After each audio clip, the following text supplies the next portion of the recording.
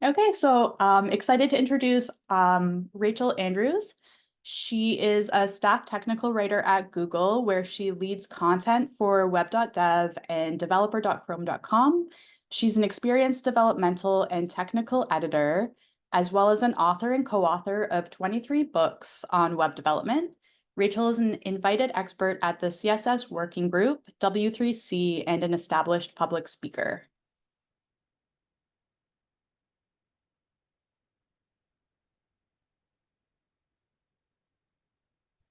Okay, well, hello, and I'm going to try and share my screen again. It worked before. So that's...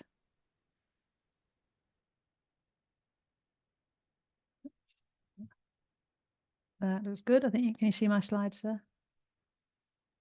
Yeah, we can see. Lovely. Okay, so yeah, I thought I'd talk a bit about some of the new things that are landing on the platform in CSS. But yeah, before I start, I mean, that was a great intro. Yeah, I'm currently at Google. Been at Google for about 2.5 years. And before that, I was just kind of a freelance person doing all sorts of things. I actually ran my own company for about 20 years. So Google was actually my first kind of real job for a long time because I was working for myself before that. And yeah, I lead content, which means that I get to spend my time with my fantastic team shipping content for developers on all sorts of stuff. So it's kind of a really cool job for someone who likes talking about and writing about this stuff. So anyway, we've got a bunch of new stuff. It's turned out to be an incredibly exciting few years for CSS. While a lot of things sort of stood still during the pandemic, CSS kind of kicked it up a notch and all this stuff started to happen. And, you know, a lot of these things were things that we didn't think were actually possible. And so how did we get from floats and media queries to subgrid, cascade layers, container queries, and so much more? And it's kind of interesting, you know, what does that mean for the future of the language? And what does it mean for us as web developers and designers? And something I think about a lot as someone who writes about this stuff is what do we need to understand if we're going to benefit from all this new functionality? Because from the beginning of responsive design, you know, so back in 2009 until Flexbox became useful, floats were pretty much all we had to create layout. And now for all the floating boxes to make something that looked like a grid was unintuitive, it was actually pretty simple to control. You just had to do some math or use, you know, a framework or whatever that would do the math for you. You needed a container, you nested your boxes inside, you gave your boxes a width in percentages, and the total width of those boxes added together couldn't be more than 100%. And we got really good at it. You know, we built really good websites using floats. We had layouts. It all kind of worked. And so once you've got a way to do things, very few people will actually look beyond it. This quote on the screen is attributed to Henry Ford. He probably didn't say it. If I have asked people what they wanted, they would have said faster horses. But even if he didn't say this, from years of developing products and working on the web platform, the sentiment of this rings very true. Because back then, when all we had was floats, you know, if you asked designers and developers what they wanted to be able to do, they would say, we want equal height boxes, we want to align things, we want to space things out evenly. Nobody ever asked for an inbuilt grid system for the web or anything different really from what they already had. They wanted floats plus a few features. And the thing with floats is the things that we wanted, the, you know, equal spacing and so on, actually isn't possible with floats. You can't add a way with floats to make space at the bottom of one column to match another. Because a floated item is taken out of flow. It's actually completely independent of the other items on the page. It doesn't know about the floated thing next to it. When we create a grid out of floats, we try and make it look like the things relate to each other by managing their widths, but there's actually no relationship between them in terms of CSS. And so that was the kind of magic of Flexbox. Flexbox changed this because in a flex layout, your items are treated as a group. And because you've got a group of items, they can respond to each other. They can align against each other. They can be as tall as the tallest because they can stretch to the size of the containing element. They can distribute space between them, either inside or outside the items. So Flexbox gave us the key things that developers wanted. This project, solved by Flexbox, it was created by one of my colleagues at Google, Philip Walton, in 2013, and it showed how Flexbox had come to fix all of our problems. And I think for a lot of people, that it really did. It did everything they needed to do. But at the same time that Flexbox was kind of saving the world, or at least our web development lives, CSS Grid was being developed. Initially, this came from the Microsoft team. And initial implementation went into IE 10 in 2011. This post was from 2012 when I started talking about Grid on 24 Ways. So at the same time that the Solved by Flexbox examples were going live, the Chrome and WebKit implementation of Grid, which was based on an updated spec, was underway. And now that initial IE spec didn't include what I think is one of the most compelling features of Grid, the Grid template areas functionality. That's a sort of ASCII art representation of layout in CSS. And the interesting thing about that feature is that it came before Flex Layout and the Microsoft Grid spec. It predated those things by many years. If you go back to 2005, you'll find an initial spec for CSS Advanced Layout, which eventually became CSS Template Layout. It defined a layout method that will look pretty familiar if you've ever used grid template areas to lay out a page or component. So this is the syntax from the original specification. Look pretty similar because here is how you'd do that with grid layout today. So rather than placement happening as a value of display, what we do now is we have a new property grid area, and we use that rather than position. The thing with that old spec, it didn't have a great solution for how the page was actually laid out. It had this template idea, but no real way to do layout. It was trying to build on top of positioning. And if you've ever tried to build a layout just with absolute positioning, you'll know that doesn't actually work very well. So the Microsoft Grid layout provided the way to create a grid with lines and tracks. And this idea of templates became a nice way to use the framework that you'd created. And that gave us the promise of, template layout became possible for the web. So we were starting to get this grid thing. And I kind of wondered, would developers actually care about it? And that was the question I had when I saw the spec, and I knew how powerful it could be. I was someone who was waiting for a grid layout for the web. Basically, due to my background, I'd worked quite a bit on Macromedia Dreamweaver. When it was owned by Macromedia, I'd worked quite a lot on that a long time ago. And so I was quite interested in visual representations of layout, which we couldn't really do with floated layouts. And I thought that this grid thing could kind of do that. So because I wanted it to stay around, no one was talking about it. It wasn't in any browsers yet other than IE in an older form. So I sort of started this one-woman mission as the DevRel of CSS Grid. And along the way, other people started to pick up on it and started to build demos. And I kind of like to feel that my going on about the thing for so long did help to get it pushed forward. So this quote was there's an Elista Part article called The Story of Grid, which has a lot of the background of how it all came about, and I'm quoted in that. So even during all those years that I was talking about Grid, and even after it had launched, and even actually fairly recently, people have asked me, why would I use Grid instead of Flexbox? And, I don't think that's actually completely changed today. I wrote the 2022 CSS chapter of the CSS Almanac, and it's an annual look at what websites are actually doing with CSS rather than what developers say they're doing with CSS. And I really like this data because it helps us see what the web actually looks like. So here's a couple of charts. Now, this is from the State of CSS survey asking people if they've used CSS Grid. This is actually from 2021 because that was the last year of the survey that they asked about Grid specifically. So in 2021, 83.1% of developers said they've used Grid. So that's great. You think lots of people are using Grid layout.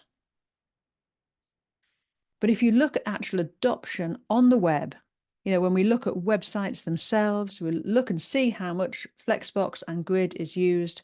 This is up until 2022. You can see there's actually not a lot of Grid layout usage there.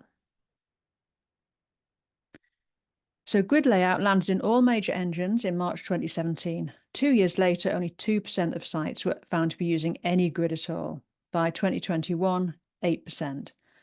And that's not to say that all those developers filling in the survey were lying. There were obviously lots of sites that were developed before we had Grid layout or early on when people felt support wasn't strong enough. And this survey doesn't actually ask if people have used Grid in production. So many developers might have learned how to use it, might have built some demos, but they haven't actually shipped it onto a live site yet. But I actually think a lot of this, and as I hear when I talk to people, it's that Flexbox just gave them the faster horses. They can line up the boxes, they can have full height boxes, they can do layouts where things don't overflow. So why learn Grid if all the immediate problems have been solved? Now, Grid does several things you can't achieve with Flexbox, but maybe those use cases in themselves aren't compelling enough.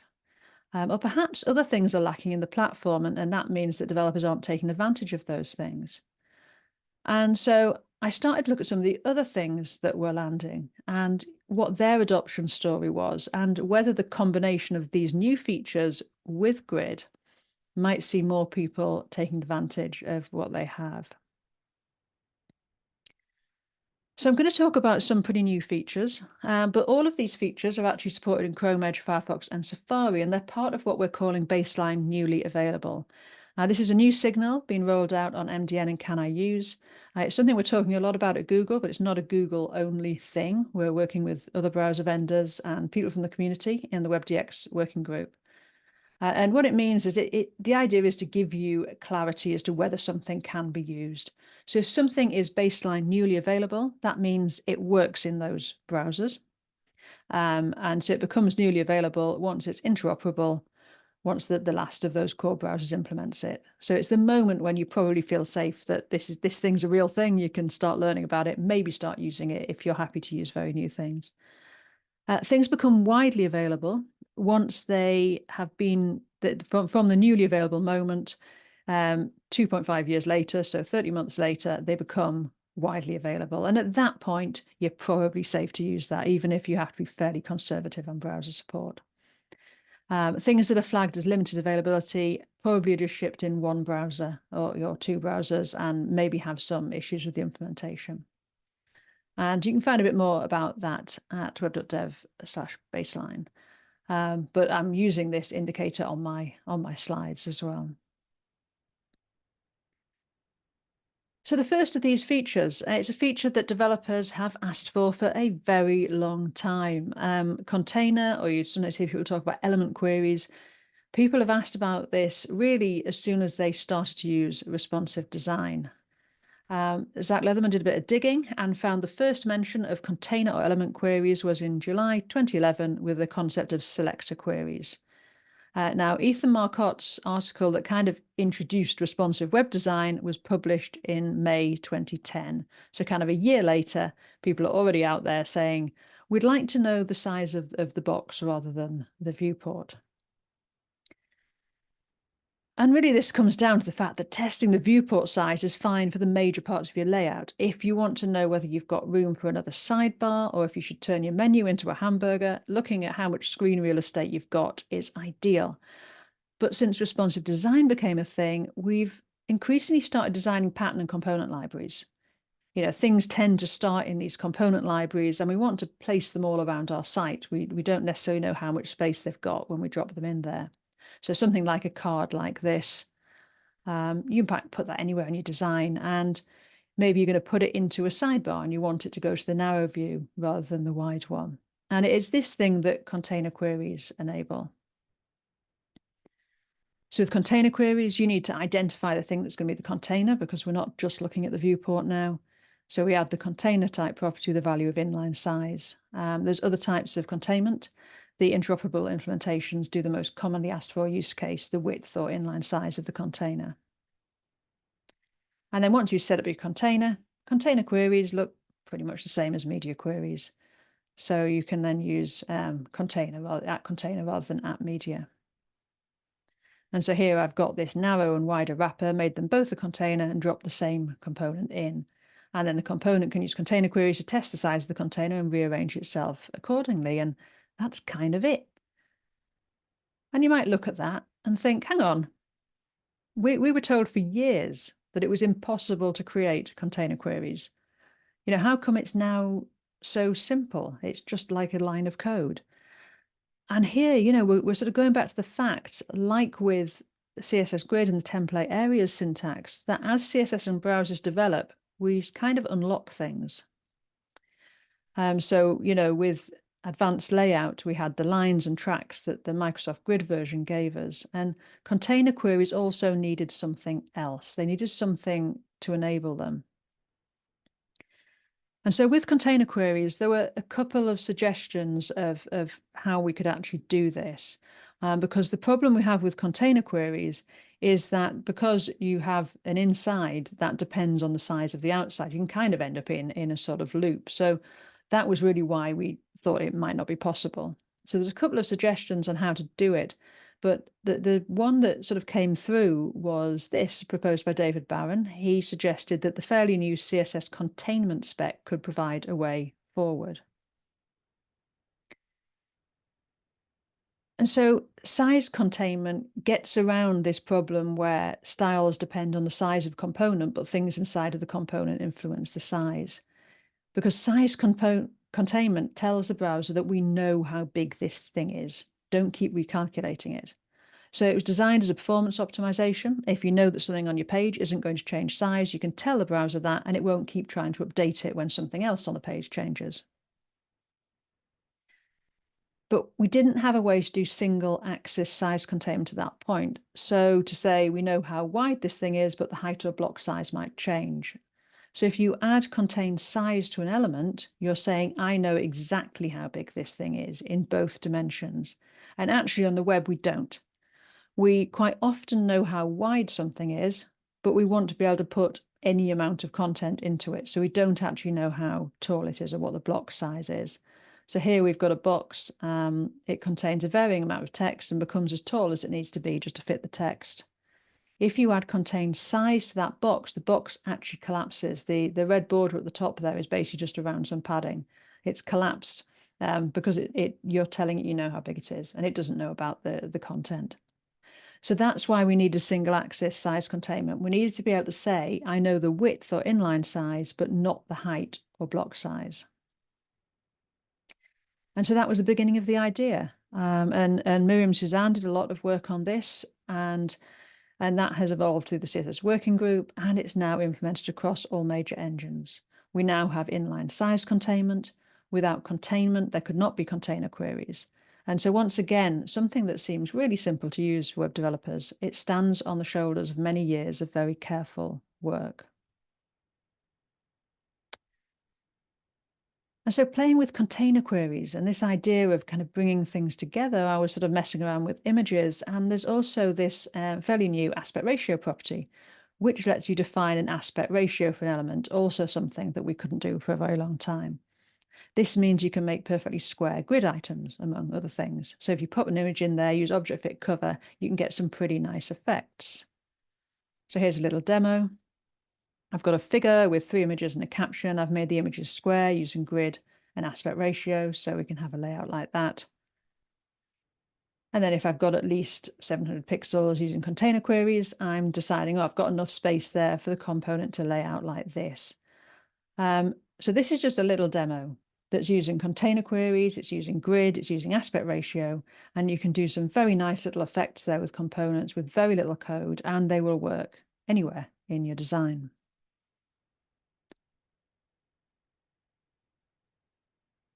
And again, another impossible thing.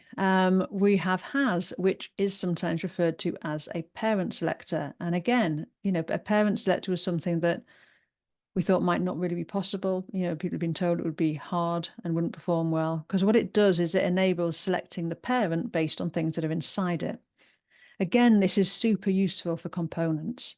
It's often handy to be able to do something with CSS when you know that a box contains an image or some other HTML element. Now, we often work around the lack of this by adding classes to elements. So you might have a media object, which also has a video class to identify that it contains video content. So here's a really simple example. List of items. I want to select LI items that contain an H2. So there's 2 LI items here that should be selected, the third and the fourth. And you do that using the selector li has and then H2 in brackets. So what you're saying here is do something with this selector only if it contains this selector. So that would select the list items with an H2 plus those with an H2 and some other content. And you can use any selector here. For example, if you wanted to select an H2 that's followed by a paragraph, you can use H2 plus P. So you can just then use whatever selectors to get at the stuff that you want. This can solve a whole bunch of problems. I've had a website, in the past where sometimes people post blog posts without a thumbnail image. And what you end up with is a mess. You have some items with images and some do not. There's a load of ways you could solve this. You could get a placeholder at build time, but if you couldn't get at the HTML for some reason, you could do something with CSS and use has.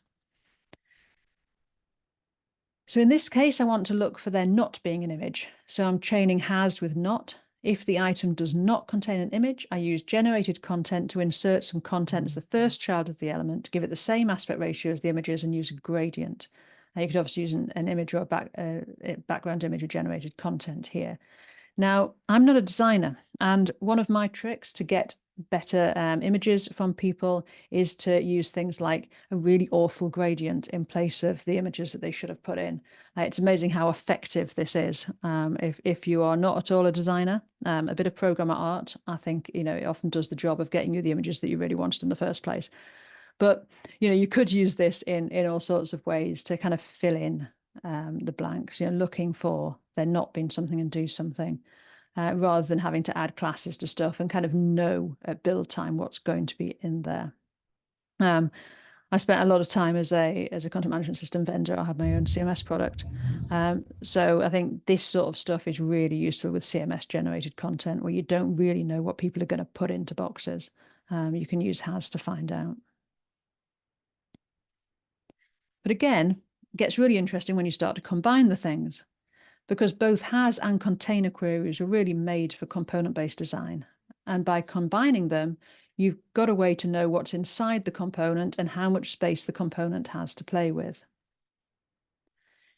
So here I've got a card component, which might contain a few different things. It might have a figure with a caption, it might contain some text, it might contain the figure and the text.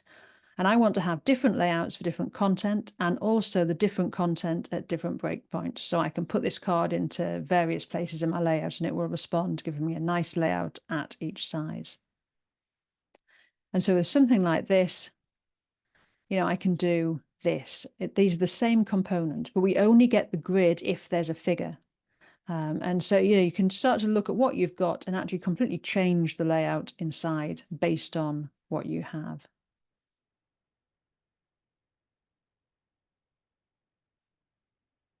And I started this talk with grid, which is very much my favorite bit of CSS. And I've been waiting a very long time for us to get subgrid. This is now also, part of baseline newly available. Now it's in all of the browsers, and it solves quite a few of the problems I think that people have with grid layout. So it doesn't involve any new grid properties. It's just a value for grid template columns and grid template rows. So if you give either of these properties a value of subgrid and the container is a grid that is also a grid item, the size and number of grid tracks is inherited in that dimension. So we're saying grid template columns, grid template rows, subgrid. We've got this, the child grid is sort of spread over an area. So in this case, I've got a parent grid with 12 columns and 4 rows. The grid item is placed from column line 4 to 8 and row line 2 to 4. So this grid now has 4 column tracks and 2 row tracks that are lined up with the grid lines of the parent. So if you look in DevTools, I've got here the parent grid highlighted with the 12 column and 4 row tracks, and the subgridded element has a border so you can see where it is. So we've got an item inside the subgrid and an item outside of the subgrid, the purple items, and they're lined up with each other, which would be impossible really without subgrid, without doing some very careful maths. And here I'm highlighting the subgrid. This grid can only have the column and row tracks defined from the parent because we've created a subgrid for both columns and rows.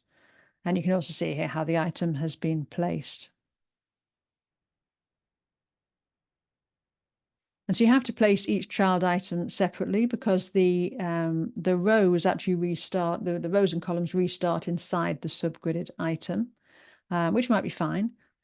But if you name the parent grid lines, those line names inherit into the subgrid.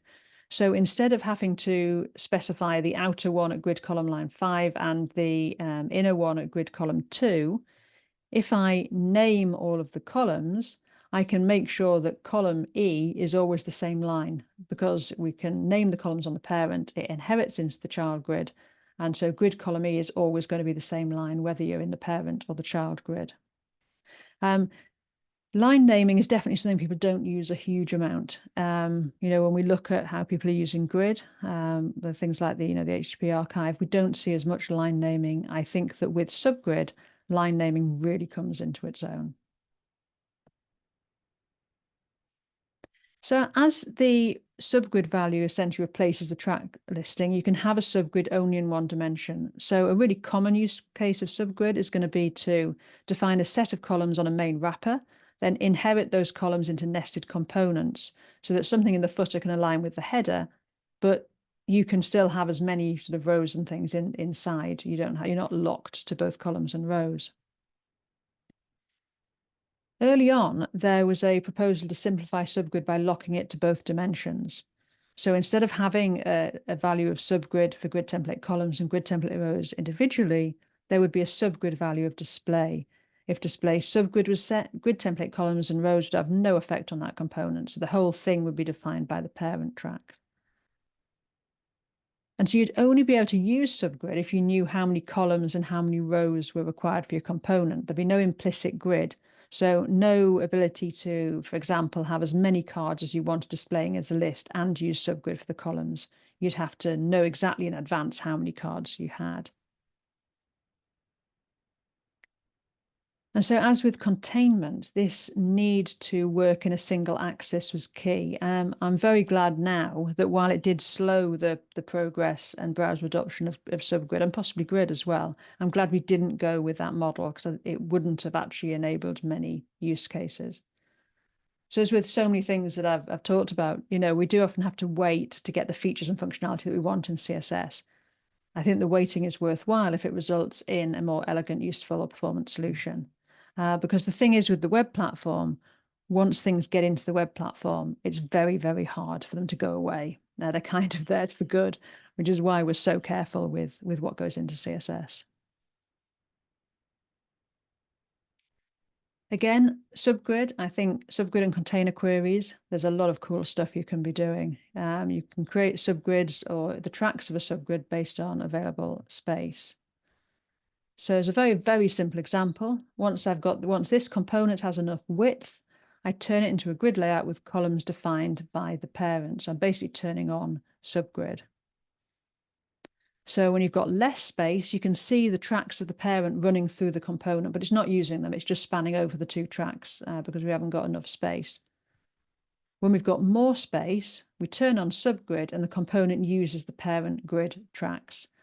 I think there's a lot of use cases for this, especially if you think of those components that have got a lot of internal structure, so form components and so on.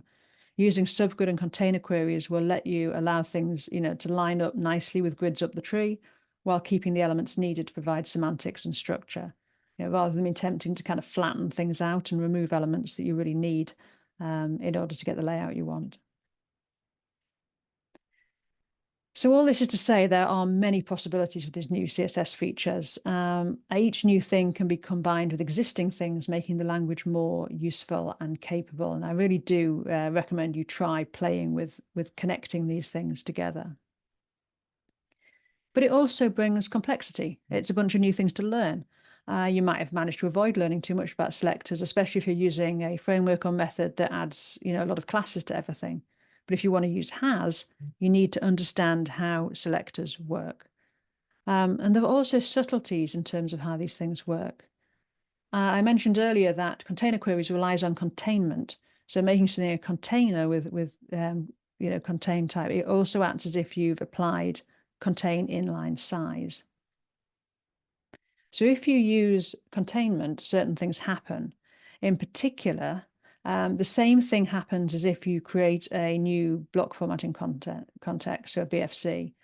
Now, if your container is a flex or grid container, there's no change because switching to display grid or display flex also creates a new formatting context.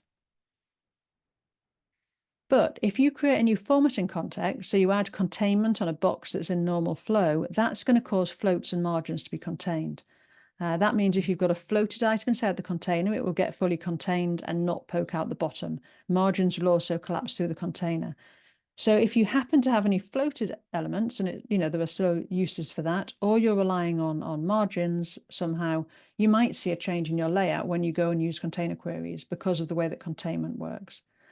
So that's kind of something to be aware of. And I think that's the same with all sorts of things like this. There's lots of little things that it really is worth figuring out.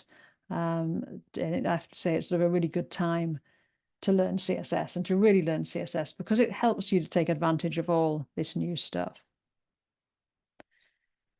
And I do wonder, to some extent, how much all of this perceived complexity slows down adoption. The fact that as we add new things to the platform, they also create new things to learn. I think by using Flexbox for Grid, developers kind of removed a lot of the complexity because what they were doing was reducing Flex layout to floats plus a bit, whereas Grid, with all of its different properties, looked a bit overwhelming. So I'm kind of really interested to see what the adoption curve for all of these new things like container queries looks like, because there isn't actually a good way to do anything like container queries. With Flexbox and Grid, you can do a lot of Grid stuff with Flexbox, so hey, maybe don't use Grid. But with something like container queries, there's no other way to do that. People try and do that sort of thing with JavaScript, but you can do it on one or two elements, but you do it on too much and you end up with a pretty janky situation. Before I wrap up, I kind of wanted to talk about something that I'm currently working on, because I think there's a bit of a problem with new layout. And I'm often asked what I think the next big thing will be. And there's lots of things that I would really love to see. But first, I would like to solve this particular problem. Because it's become really, really easy to disconnect the underlying HTML document from the visual display.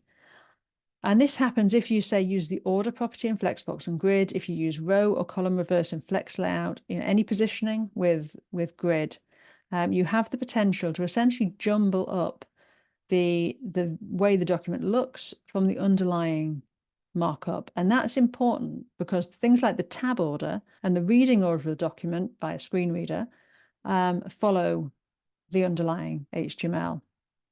So this is a quick example. I've got a UL, list items to be laid out by grid, use grid template areas to position the items. And I've essentially jumbled up, the items, you can use grid template areas to totally jumble up the order of the items from where they appear in the source.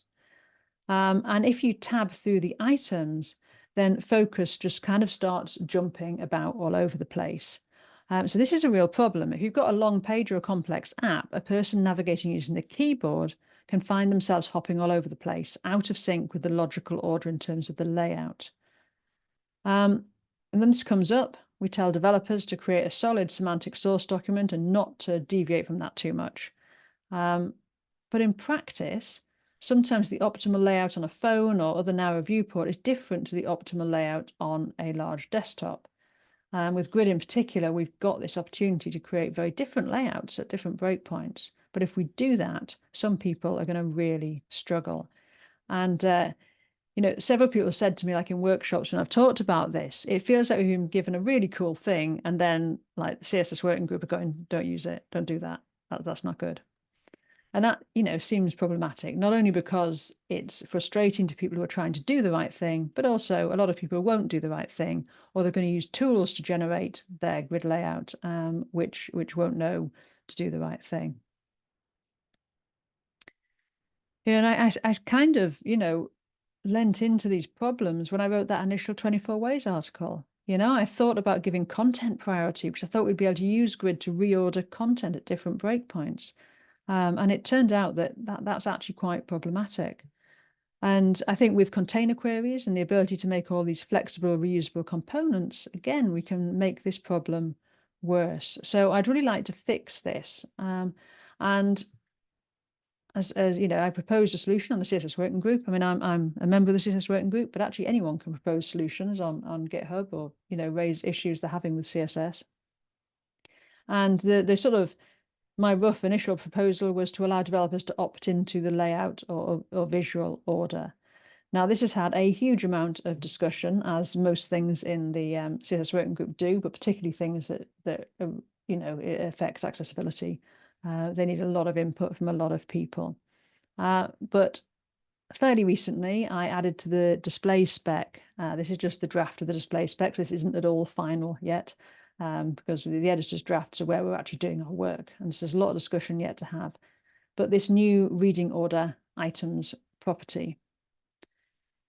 And this would let the developer set the reading order if it differs from the order in the DOM. So in this case, saying you want to follow the grid modified order, which is something that we know about. We know what that order is by rows.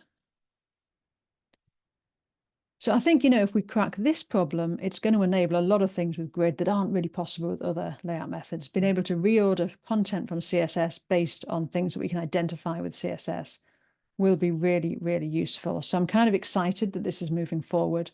And hopefully I'll have more to share about this in the future as we work on it.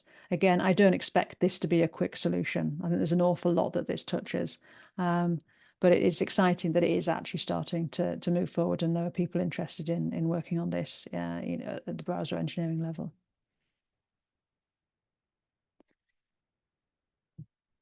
So I think, coming up with the reading order thing would enable a whole bunch of things that we can't really do at the moment for accessibility reasons. And that kind of leads me to how I'd like to sort of wrap up today. I'd like to answer the question I'm always asked, which is, what do I think the next big thing will be for CSS? And I'm not sure there is one big thing coming up around the corner. I think there's a bunch of small things. I think there's a bunch of missing pieces in the jigsaw of creating the layouts that we need and the functionality that we need. I think we're going to be solving a lot of fairly small problems, but each of those parts are going to become multipliers and they will solve big problems. And when that happens, it's going to seem so easy and so logical that we'll be amazed that there was ever a problem at all. Thank you. And I'm very happy to answer any questions. Thank you. It's always exciting when new CSS features come out. I've been coding long enough that I learned on floats. So getting Flexbox and Grid, that was just like a huge moment as a developer. It made life so much easier. I think so far we have one question from Maria. She's asking about any disadvantages of using media queries. I don't think there's any disadvantages of using media queries. I mean, pretty much. I think media queries must be pretty much in almost every site at this point. So there's no real disadvantages to using media queries. They're pretty much, I think, just a thing these days. So yeah, I don't think there's any real disadvantages. We try, and I mean, generally with CSS, there's not stuff. It's hard to do really terrible things with CSS. I think one of the things that is problematic are these accessibility things. That's typically the only time you'll see stuff in a spec where the CSS Working Group are saying, don't do this, is if it's going to cause an accessibility problem. The rest of the time, we're kind of like, here's some CSS, go and do stuff with it, So yeah, we try not to get stuff into the language that is going to cause people problems. This is just one of my questions. Do you have any advice, like beyond starting a blog, do you have any advice for developers looking to get into like technical writing? Yeah, I mean, I'm not a trained technical writer. It's what I've ended up doing. But I really, as soon as I started learning web development, and we're talking 1996, so there wasn't actually a lot of web development to learn. But I don't have a technical background. I'm actually an ex-dancer, so my background was all theatre. And I started learning stuff, and I just started writing it down, partly for myself, so I could actually remember what I did. But also, I was in all these forums and things, these sort of early web forums, and I was asking a lot of questions because I was learning. And so I kind of felt like, oh, well, once I'd figured something out, I would write it down to help the next lot of people who were coming through. And so I just started writing. And I think if you write, particularly if you answer questions in forums and things, you very quickly start to realize what works. Like, what are good ways to explain things to people? And people are confused, so you have to re-explain, like, why aren't they getting it? And I think that is really good practice. You become good at explaining stuff. And there's obviously, I mean, like Google have got some great courses actually for technical writing, which you can access online. They're available for everyone. Um, so there's obviously courses you can do, but I think that ability to explain stuff to people, you learn that by practicing and seeing how people are confused, and then going back and changing what you do. That actually takes me to my next question, which is, are there any resources or classes that you can recommend for people that are looking to learn more like advanced CSS skills and layout skills? I find a lot of what's out there is like targeted at beginners.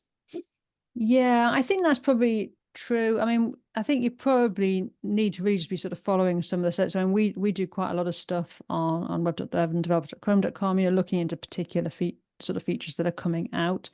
I think once you get past the beginner stage, it's probably more looking at individual things that you want to learn and really digging into it. And there's, a lot of people, depending on how you like learning, there's, a lot of people either doing, writing this stuff up, or increasingly, there's folk on YouTube and so on doing fantastic deep dives into pretty much anything.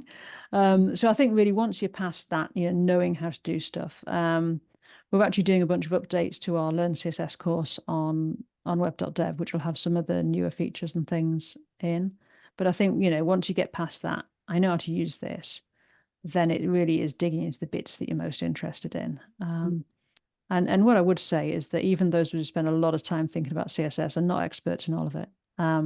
Like I have to look up like animations. I have to look that stuff up every time. I don't, I can pretty much recite you the grid spec, but I can never remember how animations work, So, I think it's a huge surface at this point. So it's absolutely fine that, you're not going to be an expert in all of it. So I think the bits you're interested in, really dive in and play, and don't be afraid to read the specs. They have examples in them, and there's lots of interesting detail that you can start to play with and try out.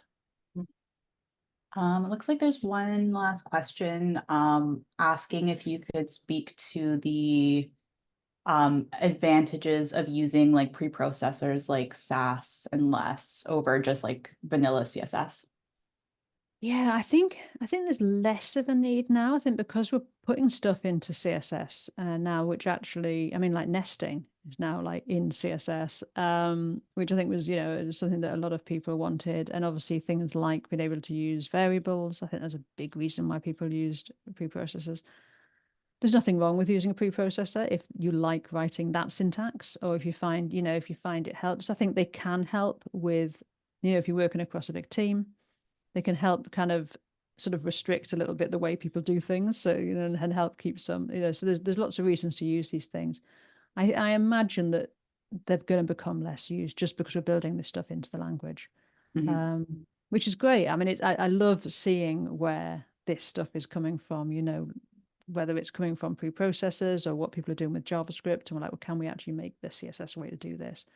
It's really interesting to see that all sort of come through. Okay, I think that's it for questions.